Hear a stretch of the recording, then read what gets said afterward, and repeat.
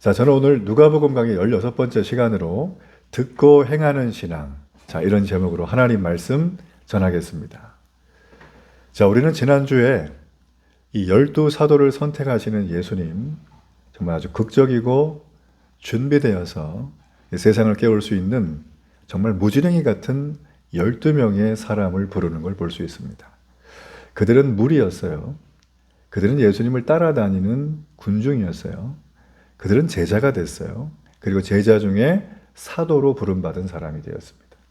지난주 설교 말씀은 참 제가 생각을 해도 사도로 부름받은 그 놀라운 12명의 장면이 오늘날 예수 믿는 모든 사람들의 장면이 되기를 제가 기도하며 준비한 설교예요. 함께 꼭 들어보시길 바랍니다. 자, 오늘은 이제 예수님의 12제자를 선택하신 다음에 놀라운, 아주 정말 세상에서 들어보지도 못한 그런 놀라운 가르침을 줍니다. 그게 바로 누가복음 6장 17절에서 49절까지의 말씀인데 우리가 다 읽지는 못했지만 오늘 그 말씀을 좀 살피려고 합니다. 예수님은 이들을 데리고 평지에 서십니다. 그리고 수많은 사람 앞에서 네 가지의 복, 네 가지의 화를 말씀해 주십니다. 이 말씀은 마태복음의 산상수훈의 팔복이라는 말씀으로 우리가 익히 잘 알고 있는 말씀입니다. 그러나 누가복음은 이 누가복음을 쓴 누가는 예수님의 이 가르침을 한꺼번에 팔복으로 설파하는 게 아니라 이 누가복음 전체에 걸쳐서 아주 균일하게 그 영적인 의미가 녹아들도록 우리에게 신경 써서 기록한 책이 바로 누가복음이라는 거예요. 자, 누가의 직업이 뭐라고요? 누가의 직업이 뭐예요? 의사예요. 의사는 당시에 0.1%의 엘리트층이에요. 그렇죠? 그러니까 이 사람의 필체, 이 사람의 문장력, 구조력은 여러분 지금 읽어도 손색이 없습니다. 그리고 굉장히 치밀한 사람이에요. 자, 그런 누가복음의 말씀, 오늘 이 말씀 속에서 누가는 총 예수님은 이 평지에 서서 설교를 하시는데 세 가지의 가르침을 주셨어요. 첫 번째가 뭐냐면 원수를 사랑하라. 두 번째는 형제를 사랑하라. 세 번째는 말씀을 듣고 행하는 자가 되라는 것입니다. 자, 이거를 다른 말 같지만 딱 모아서 압축해서 정리를 하자면 진짜 성도는, 진짜 크리스천은 번지르하게 말을 하고 종교의식을 행하는 거기에 그치지 말고 예수님의 모든 가르침을 실천해서 옮기는 삶을 살라는 거예요. 예수님은 이 비유를 말씀하면서 어렵게 하지 않으셨어요. 오늘 본문에는 그 평지 설교의 결론에 해당하는 부분이 나옵니다. 아주 짧은 구절이지만 그 마음 속에는 예수님의 마음이 담겨 있어요. 오늘 주님은 사람을 집에 비유하셨어요. 집, 하우스, 집에 비유하셨어요. 예수님은 직업이 뭐였죠? 예수님 직업? 목수예요, 목수. 네, 목수입니다. 나사렛에 사시면서 목수일을 하셨는데 특별히 예수님은 소의 멍에를 잘 만드셨다 그럽니다. 그래서 수고하고 무거운 짐진 자들아 다 내게로 오라. 내가 너의 멍에를 가볍게 만들어서 주리라 라고 말씀하셨어요. 당시 바리새인들은 가벼운 멍에를 거기다가 바르고 발라서 무겁게 만드는데 아주 도사들이죠. 예수님은 반대로 말했어요. 우리 주님은 목수였기 때문에 멍에뿐만 아니라 아마 집을 많이 지었을 것이라고 추측이 됩니다. 이 팔레스타인 땅에는 아주 독특한 게 있어요. 여기는 여름엔 비가 많이 오지 않기 때문에 이 개울가의 바닥이요 전부 모래가 됩니다. 그뿐만이 아니라 그때는 하수구 시설이 전혀 없었어요. 그래서 비가 오지 않다가 비가 오게 되면 이게 그냥 삽시간에 물이 불어나가지고 여기가 평지고 여기가 마른 땅인데 여기가 급류가 흐르는 막 그런 땅이 되는 거예요. 그 사람들이 여름에 건기 때 이 땅이 좋다 생각을 하고선 거기다가 집을 지어요? 생각 없이? 그러면 우기가 되면 어떻게 돼요? 자고 났더니만 집이 사라지는 거예요. 이런 일이 비일비재한 동네가 바로 그런 동네였다라는 거예요. 그래서 예수님은 집 짓는 일에 관심이 많으셨어요. 우리 주님은 그래서 집터를 잘 보십니다. 아주. 그리고 또 하나, 기초를 어떻게 팔 것인가, 집을 짓기 위해서. 이것도 또 기가 막히시죠? 그리고 또 집을 어떻게 올려갈 것인가에 대한 부분도 예수님은 잘 알고 계셨습니다. 실제로 있었던 일인데 어느 분이요, 이 산 밑에 굉장히 양지 바른 곳에 좋은 이 땅을 발견하고 여기다 집을 지으려고 땅을 사셨어요. 근데 마침 그 땅은 바위로 되어 있는 땅이에요. 그래서 이 바위로 되어 있으니까 기초공사가 필요가 없죠. 그래서 바위 위에다가 집을 아주 높게 아름답게 지었습니다. 그해 여름에 비가 많이 왔어요. 근데 문제는 비가 너무 많이 왔어요. 그래서 산에서부터 물을 타고 내려오던 그 급류가 그 집을 지나가다가 그 집을 쓸고 내려가 버렸습니다. 실제 있었던 얘기예요. 자, 이분의 잘못은 도대체 어디에 있을까요? 이분이 무엇을 잘못했길래 집이 이렇게 사라졌을까요? 이분은 바위 위에다 집을 지은 게 잘못이에요. 우리가 집은 바위 위에 지으면 안 됩니다. 현대 건축학자들에 의하면 집은 모래 위에 세우는 게 좋다는 거예요. 자, 이게 무슨 얘기인가? 오늘 예수님께서는 분명히 뭐라고 하셨죠? 반석 위에 집을 지으라 그랬죠? 근데 지금 제가 말씀드리는 것과 또 이 내용들이 그거랑은 사뭇 다른 내용을 지금 제가 말씀드리고 있어요. 자, 오늘 말씀은 우리 주님의 경험에 의해서 나온 거예요. 이분은 집을 지어 보셨던 분이고. 자, 여러분, 우리가 하나님 말씀을 볼 때, 자, 이렇게 좀 본문을 잘 들여다 봐야지만 보이는 것들이 있어요. 오늘 본문의 강조점이 뭘까요? 이 성경 말씀을 보면 도대체 우리의 생각과는 다른, 우리 주님은 반석 위에 기초를 세우라고 했는데, 그죠? 그렇게 하신 것 같은데, 딱 보니까 주님은 반석 위에 기초를 세우라고 하신 게 아닌 것처럼 보인다는 거예요. 자, 왜 그러냐는 거예요. 이 말이 좀 다른가? 자, 우리가 본문 말씀을 가만히 보면, 주의 깊게 읽어보면, 주님은 그저 집을 지을 때 반석 위에 세우라고만 한 게 아니라 그 전에 먼저 해야 될 사전 작업이 있어요. 그게 뭐예요? 땅을 깊이 파라는 거예요. 그래서 그 기초 위에다가 반석 위에다가 집을 세우라라는 것입니다. 먼저 깊이 파고 주추를 반석 위에 지으라는 게 예수님께서 오늘 말씀을 해주신 핵심이라는 겁니다. 만일에 기초를 깊이 파지 않고 눈에 보이는 바위 위에다 그냥 확 지으면 이거는 너무나 안 된다는 거죠. 불안하다는 거예요. 자, 기초를 깊이 파는 게 중요하다는 것입니다. 자, 우리가 대한민국에도 보면 이렇게 기초를 공사를 아주 잘한 유명한 건물이 있어요. 힌트를 드리자면 높이가 123층, 높이는 555m예요. 자, 이게 서울에 있는데 뭔지 혹시 아시겠습니까? 롯데타워라는 거죠. 세계에서 6번째로 높은 고층 건물입니다. 총 공사비가 3조 8천억 정도 들었다 그러고요. 공사에 동원된 사람이 연인은 77만 6천 명 정도가 동원이 됐다는 거예요. 그냥 건물이 아니라 하나의 거대한 도시죠. 이 하나의 거대한 도시라고 할 수 있는 이 건물이 일으키는 경제적인 가치가 무려 연 10조 원 이상이 된다고 합니다. 자, 그런데 이 건물에 투입된 콘크리트의 양이 32평 아파트 기준으로 보면 무려 5천 채가 들어갔어요. 콘크리트가. 엄청나죠? 그뿐 아니에요. 철근과 철골은 수십 층 높이에 여의도에 가면 서울국제금융센터가 있어요. 자, 이런 건물을 4동을 지을 수 있는 그런 게 들어갔다는 양입니다. 건물의 무게가 엄청나죠? 이렇게 무거운 건물을 그냥 대충 지어서는 안 된다는 거죠.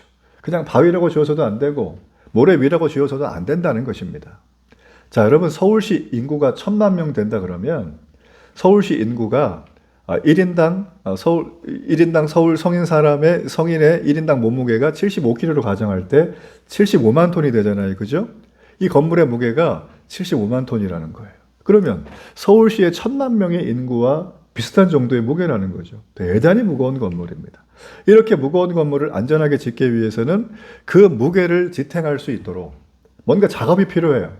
자료에 보면 이 건물을 짓기 위해서 땅속에 38m를 깊이 파고 들어갑니다.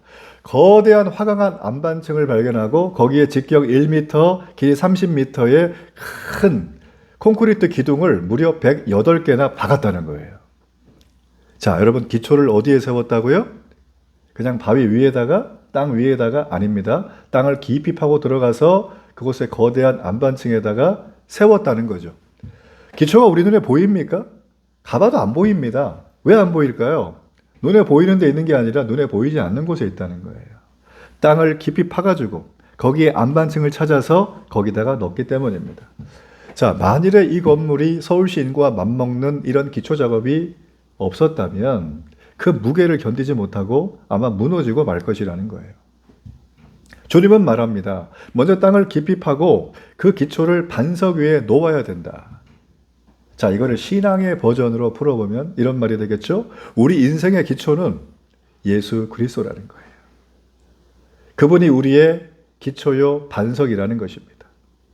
내가 자랑하는 것, 내가 명예롭게 여기는 것, 내가 소중하게 여기는 것은 나의 반석이 되면 안 됩니다. 그건 무게가 가볍기 때문이에요. 내 인생의 건물이 높이 올라갈 텐데 그 기초가 없는 걸 붙들고 있다면 우리는 언젠간 심한 무너짐을 경험하게 될 것이라는 거죠. 자, 그런데 여러분, 아무런 노력이 없이 그저 예수님을 그냥 따라다니면서 그냥 예수님 위에다가 내 신앙의 집, 인생의 집을 좀 세워야겠다는 분들이 계세요. 아무 노력이 없이 그냥 예수님 위에다가 집만 짓겠다고 하는 분들은 반드시 이런 질문을 할 때가 옵니다. 언제? 어려울 때 이런 질문을 해요. 내가 과연 예수님 믿는 게 맞는가? 내가 과연 예수님 제대로 믿는 게 맞는 것인가? 이런 질문을 하게 된다라는 거예요. 우리가 잘 아는 것처럼 지난 20세기는 이데올로기 이념 전쟁의 시대였습니다. 공산주의라고 하는 피로 물든 이념 전쟁 때문에 수많은 사람들이 어려움을 당했어요. 이 공산주의자들은 자신의 공산주의의 집을 짓기 위해서 먼저 제거한 게 하나 있어요. 그게 뭐냐면 예수님이에요. 예수님을 제거하고 나서 그들은 집을 지을 때 재료를 노동력, 그리고 그들의 자본, 돈에다 의지해서 공산주의 집을 지었습니다.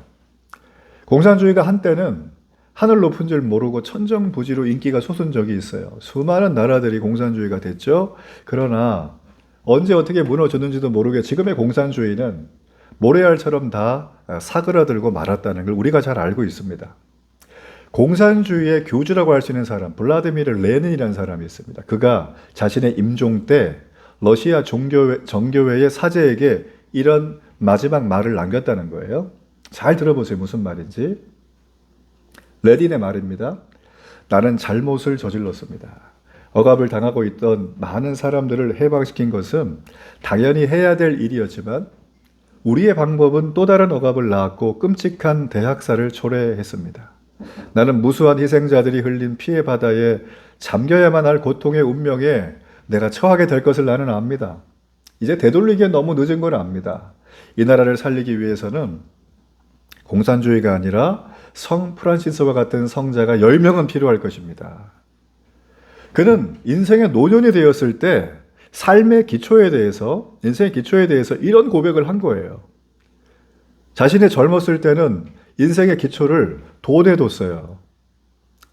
자신의 노동력과 노력에 뒀어요. 그러나 그는 인생의 마지막에 자신의 기초가 잘못되었음을 알았어요. 그리고 말하는 겁니다. 지금이라도 이 나라를 살리기 위해선 공산주의가 아니라 성 프란시스와 같은 생활 신앙을 하는 사람, 신앙 생활을 정말 하는 사람, 이런 사람 10명이 이 나라에 절실히 필요합니다. 라는 얘기를 하게 된 겁니다. 레닌의 이 마지막 글이나 태도를 살핀 사람들은 그의 임종시에 회개한 것이 아닌가라는 생각을 가지게 됩니다. 그러면서 이런 말을 해요.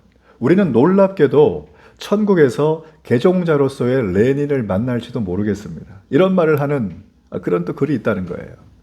자, 주 안에 사랑하는 여러분, 금방 얘기를 들었지만 그 사람의 심경의 변화, 인생의 기초를 내가 잘못 쌓았다라고 얘기를 했잖아요.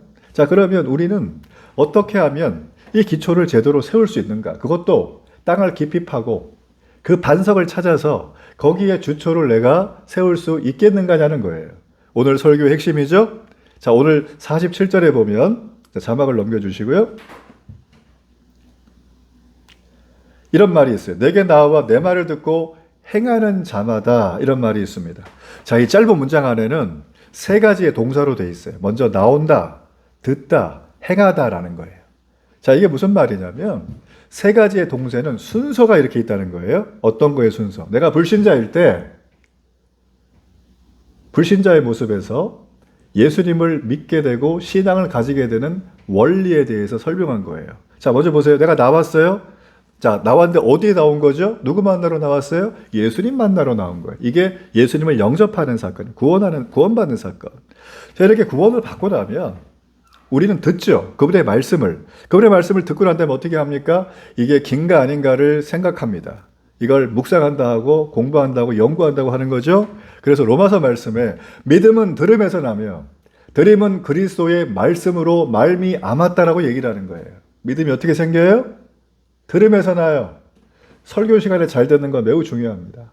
예배를 잘 드리는 건 핵심적으로 중요한 거예요.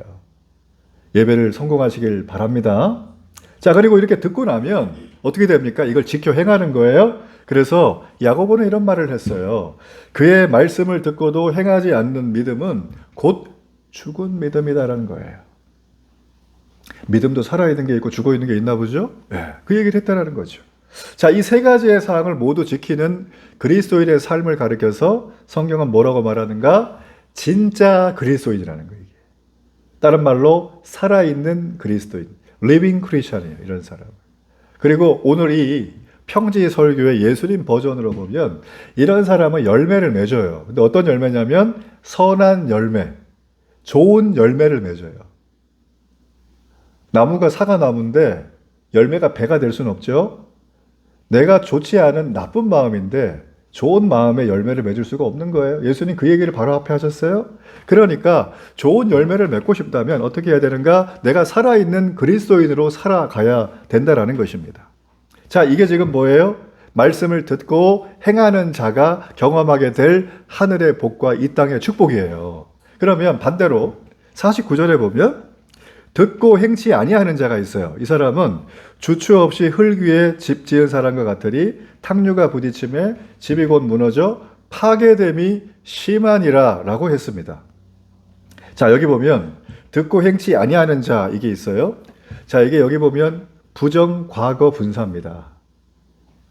이게 원어에 보면 그렇게 나와 있어요. 근데 여기 보니까 그냥 듣고 행치 아니하는 자거든요.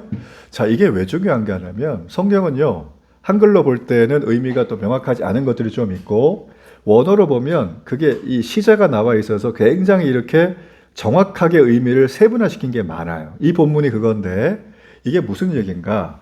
듣고 행치 아니하는 자, 뭐 그냥 지나갈 수 있지만 원어의 내용을 보자면 듣고 한 번도 행하지 않았다. 설교 말씀 잘 들었어요. 안 행하는 거예요. 은혜 받았어요? 안 행하는 거예요. 좋은 얘기 들었어요? 지나가 버리는 거예요. 자, 그런 사람을 말하는 거예요. 그리고 보세요. 이런 사람은 어떤 결과를 낳는가? 주추 없이 흙 위에 집을 지은 사람이에요. 자, 그러면 이게 무슨 말인가? 이것도요, 여러분, 부정과거 분사인데 이게 무슨 얘기냐면 흙 위에 집을 지었어요. 근데 한 번 짓고 마른 거예요. 더 이상 집은 거들떠도 안 봐요. 그냥 대충 올린 거예요. 자, 이렇게 되면 어떻게 돼요? 탕류가 와요. 탕류. 탕류가 뭔가? 이거는 급류를 말합니다. 여름에 홍수가 나면 자연재해가 나죠. 강물이 범람하면서 문제가 많아지잖아요. 이 탕류가 바로 급류예요. 자, 이런 맥락을 가지고 이걸 한번 제가 원문을 직역해 보면 이런 뜻이 돼요. 그러나 듣고 행하지 않는 자는 기초 없는 땅 위에 집을 지은 사람과 같다. 급류가 그것에 부딪혔다. 그러자 즉시 그것이 무너졌다. 그래서 그 집의 파괴가 너무 심해서 손쓸 수가 없다. 이게 내 인생이라고 생각을 해보시라는 거예요. 쉽게 말하면 뭐예요? 주님께 나와서 말씀을 듣고 행하지 않는 사람은 주추 없이 흙 위에 집을 지은 사람 같은데 이런 사람은 결국 무너져서 파괴가 심하다는 것입니다. 주추를 반석 위에 놓은 사람과 놓지 않은 사람의 결정적인 차이가 뭔가요? 말씀을 다 듣죠. 근데 이 사람은 행하고 이 사람은 안 행하고 그 차이라는 거예요. 이 여부에 따라서 마지막 날 심판을 받게 된다는 게 성경의 메시지입니다. 자, 지금까지 살핀 내용을 토대로 해서 기초를 깊이 판다는 건 과연 무슨 말이겠습니까? 기초를 깊이 판다는 거. 지금 이 짧은 시간에 우리가 말씀을 듣고 있죠. 예배는 말씀을 듣고 내 마음을 하나님 앞에 감사와 찬양을 올리는 거거든요. 자, 예배의 핵심은 말씀이에요. 주의 임재가 있는 거예요. 그러면 기초를 깊이 판다는 건 도대체 무슨 얘기인가? 지금까지 제가 나눈 모든 말은 하나님의 말씀과 깊이 관계가 되어 있다는 걸 우리가 알 수 있습니다. 기초를 깊이 판다는 건 말씀을 깊이 판다는 거예요. 말씀을 파고 든다는 거예요. 우리말로 말씀을 묵상하고 말씀을 연구하는 걸 말한다는 것입니다. 자, 그러면 사람들이 부담을 가져. 아, 목사님, 요즘 제가 막 3시간 자고 막 이러는데 어떻게 말씀을 봐요? 맨날 힘들어요. 이렇게 얘기를 하거든요. 그러면 하람아, 말씀을 언제까지 봐야 돼요? 말씀을 언제까지 봐야 되는? 이게 중요해요. 성경은 친절해요. 이런 얘기를 또 다 써놨네. 자, 48절에 보면 집을 짓대라고 하는 네 글자가 나와요. 집을 짓대. 자, 집을 짓대. 자, 이게 원래는 동사인데요. 오이코도 문티라고 하는 헬라어예요. 이 집을 짓대. 이게 뭐냐면 짓다, 세우다라는 뜻이에요. 이게 동사. 근데요, 이게 오이코도 메오가 되면 능동태 분사가 됩니다. 이게. 이 얘기는 뭐냐? 짓다와 세우다가 짓는으로 바뀌어요. 집을 짓다가 아니고 집을 짓는. 이게 분사가 이렇게 중요해요. 이게 왜 그러냐면 현재 내가 지금도 하고 있는 무엇을 말하는 거거든요. 그러니까 이거는 한번 집을 짓고 나면 완성되고 끝이 아니에요. 이 집을 어제도 지었고 오늘도 매일 짓는 거예요. 내일도 매일 짓는 거예요. 우리가 성경을 언제까지 연구하고 묵상하고 봐야 됩니까? 매일 하는 거예요.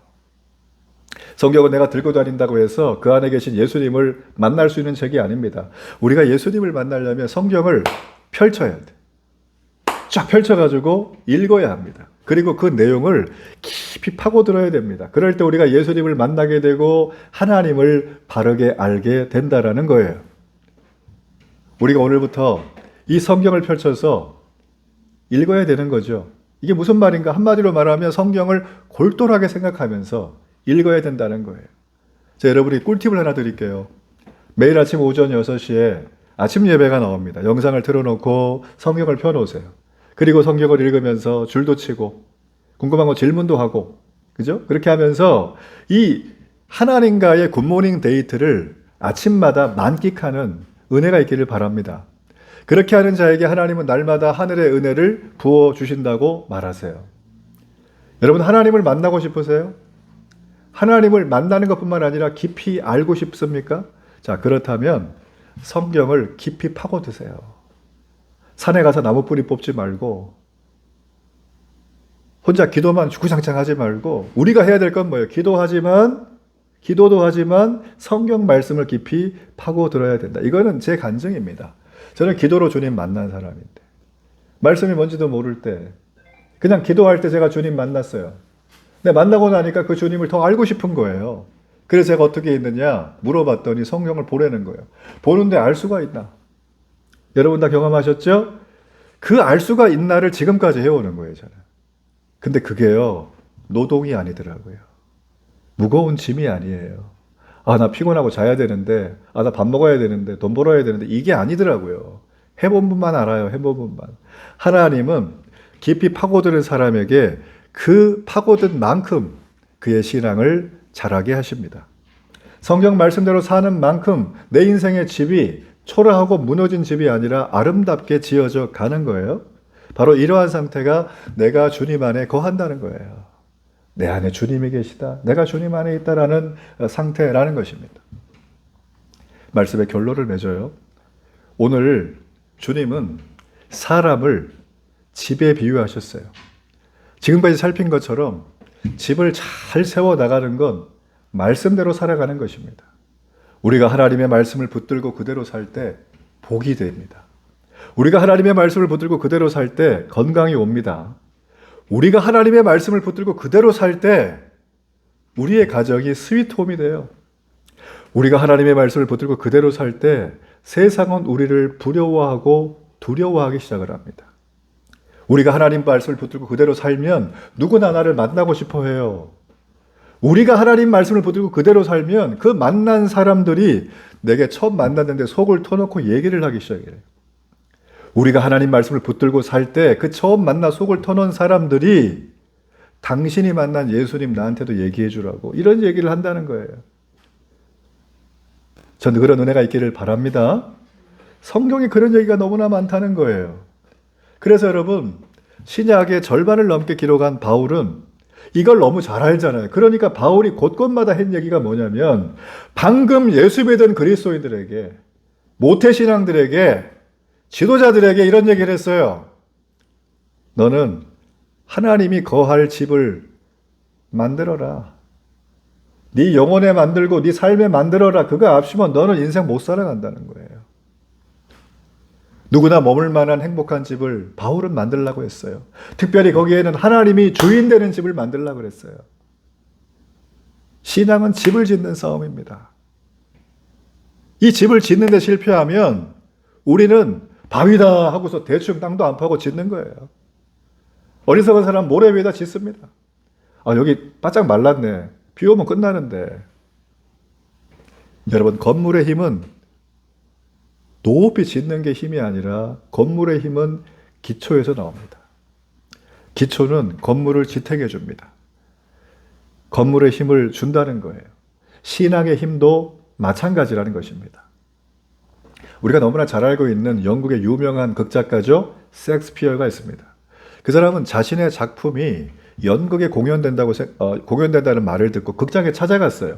근데 극장을 갔더니 그를 알아보는 어떤 열혈팬이 옆에서 선생님 오셨냐 그러면서 막 이렇게 바라보면서 얘기를 막 하는 거예요. 무슨 얘기를 하자면, 선생님 제가 오늘 극장에 선생님 연극을 보러 왔는데 이게 아무래도 선생님 연극 보는 기분이 좀 어떠세요? 그랬더니 이 셰익스피어가 그냥 별 말을 안 해요.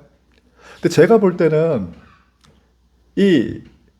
나와 있는 이 소설의 내용을 극으로 옮겼는데 제가 이렇게 보니까 책에 나와 있는 글 내용보다 이 올려있는 연극이 좀 못한 것 같습니다. 이거 원작자이신 선생님은 어떠십니까? 셰익스피어에게 이거를 물어봤습니다. 그랬더니 이 셰익스피어가 저도 그렇게 생각해요. 그럴 줄 알았거든요. 근데 그게 아니에요. 지금 이 질문은 잘못된 겁니다. 너무 저를 잘못 알고 있습니다. 저는 모든 책을 극장에서 상영되는 무대에 올라가는 심정으로 다 만들었습니다. 그래서 제 작품을 제대로 감상하시려면 책보다는 극장에 가서 내 책을 가지고 연극하는 내용을 보시는 게 훨씬 더 좋습니다. 라고 얘기를 했어요. 많은 사람들이 그럽니다. 이 셰익스피어의 작품을 소설로 알고 있지만 실제로 이 작품을 읽어보면 대사나 지문이 공연의 대본같이 나온다고들 얘기를 하세요. 자, 그렇기 때문에 이 사람의 작품을 책으로만 보는 건 그 사람 작품의 진가를 절반도 채 보지 못하는 게 되는 거죠. 셰익스피어의 작품이 책보다는 공연을 위한 것이었던 것처럼 성경의 말씀도 우리의 머리가 아니라 행동을 바꾸기 위한 책이라는 거예요. 우리는 지금까지 좋든 싫든 인생의 집을 지어왔고 앞으로도 지어갈 것입니다. 주님 앞에 설 때까지 우리는 계속해서 집을 지어갈 거라는 거예요. 정말 저기서 중요한 문제는 집을 짓는 게 아니라 어떤 집을 지을 것인가. 이게 문제라는 거예요.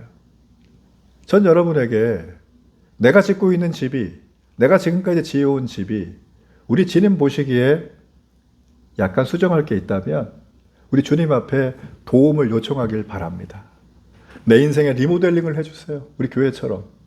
내 인생을 갈아엎어 주세요. 싹 다 갈아엎어 주세요. 이걸 주님 앞에 시원하게 맡기는 여러분 되면 좋겠어요. 그래서 여러분, 그게 리모델링이 되고 그게 새롭게 재건축이 되고 그게 새롭게 지어지는 집은 앞으로 이런 집이 되면 좋겠어요. 어떤 집이냐? 첫째는 누구나 머물고 싶은 스위트홈을 만들라. 내 집은. 두 번째는 누구나 머물며 내가 만났던 예수님 너무 궁금해하는 궁금을 유발하는 집으로 내 인생을 설계하라는 거예요. 여러분, 우리가 이 땅을 살아가며 천국 가면 못하는 게 있습니다. 여기서만 할 수 있는 거. 그게 뭘까요? 천국에서 다 해요. 예배도 드리고 찬양도 하고 다 주님과 교제하고 다 할 수 있습니다. 다 할 수 있어요. 다 할 수 있는데 천국 가면 못하는 거 딱 하나 있어요. 이 땅에서만 할 수 있는 거. 그게 전도예요. 성경은 4글자의 책이에요. 영혼 구원. 우리가 그것 때문에 구원받았죠? 그렇죠? 앞으로 그런 사람들이 수두룩으로 많이 있다는 거예요. 그러므로 여러분, 우리의 집은 바위 위에 좋게 경치 좋은 튼튼한 집을 짓는 게 목적이 아닙니다. 우리의 집은 나의 삶에 붙들고 있는 소중한 것을 지켜내기 위한 집만으로는 존재해서는 안 됩니다. 우리의 집은 그냥 편히 쉬는 집만 돼서는 안 됩니다. 우리의 집은 뭐예요? 집주인이 나를 보고 사람들이 물어보는 거예요. 당신은 도대체 어떻길래 그렇게 삶에 여유가 있냐? 당신은 힘든 일이 있는데 어떻게 얼굴에 미소가 떠나지를 않는가? 당신은 어떻게 이 위기 가운데서도 흔들리질 않는가라는 거예요. 여러분, 저는 이런 우리 주님이 기뻐하시는 아름다운 집을 짓기를 주의 이름으로 축복합니다. 하루에 한 구절의 말씀이라도 실천을 하면서 주님을 깊이 알아가는 여러분에게 우리 주님은 반드시 좋은 것으로 여러분의 집을 건축해 주실 것입니다. 이런 은혜가 있기를 바랍니다.